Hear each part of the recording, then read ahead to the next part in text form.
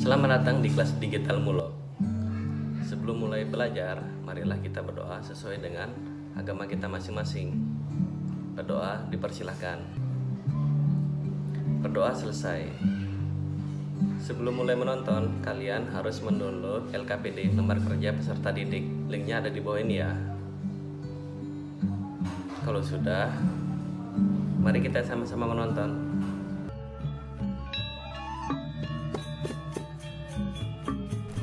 Sistem kepemimpinan masyarakat Sasak awal adalah sistem kepenguluan. Kepemimpinannya biasanya dikenal dengan sebutan pengulu alim. Pengulu alim ini dikenal oleh masyarakat Sasak melalui berbagai cerita rakyat yang masih berkembang hingga saat ini, dan ditandai dengan adanya situs-situs kuno seperti tapak masjid batuan, songa, sumbek, sumur pengulu alim di Pujut, bahkan adanya sebuah stempel batu pengulu alim di Pengulu, Lombok Timur.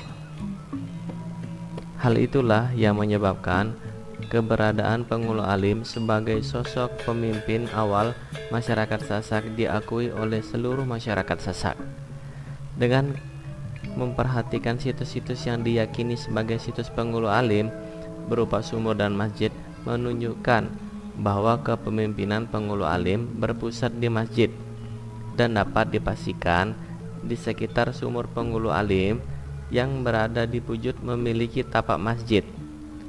Begitu juga halnya dengan yang ada di Monggal, sebuah sumur tua yang diyakini sebagai salah satu situs penghulu alim, ternyata memiliki sebuah tapak masjid di dekatnya.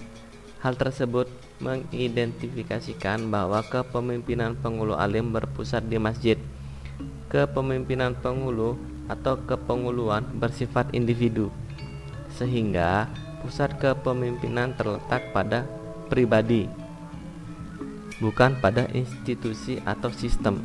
Hal ini menyebabkan pendistribusian kepemimpinan sangat bergantung pada hadirnya pribadi baru yang memahami amanat dan cara pengemban amanah tersebut. Amanah yang dimaksud merujuk pada penguasaan ilmu, agama, adat, dan keteladanan. Dengan penguasaan semacam ini, sosok pengulu akan menjunjung tinggi dan melayani hajat orang yang dipimpinnya untuk mewujudkan kesejahteraan bersama. Kesadaran akan beratnya amanah ini menyebabkan para pemimpin tersebut meninggalkan atribut dunia yang kian menjadi sekat dalam melaksanakan tugasnya. Adapun status sosialnya ketika berkomunikasi dengan masyarakat yang dipimpinnya akan disebut sebagai ama. Di wilayah utara umumnya disebut sebagai loka, sementara di selatan disebut sebagai wayah, yang artinya sosok yang dituakan, dihormati, diteladani, dan sejenisnya. Pada perkembangannya, penerimaan masyarakat Sasak terhadap kehadiran seseorang yang diakui sebagai pemimpin diberikan beberapa sebutan atau panggilan selain loka dan wayah, seperti adanya kiai, pangeran, guru, datuk, dan lain-lain. Kesemua penyebutan ini pada awalnya merujuk pada karakter kepemimpinan spiritual pengulu alim.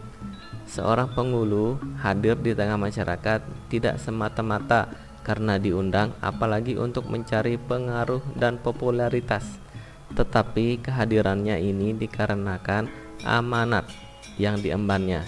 Ia akan terus berjalan menebar kebaikan dengan contoh baik kata-kata, sikap, maupun perilaku.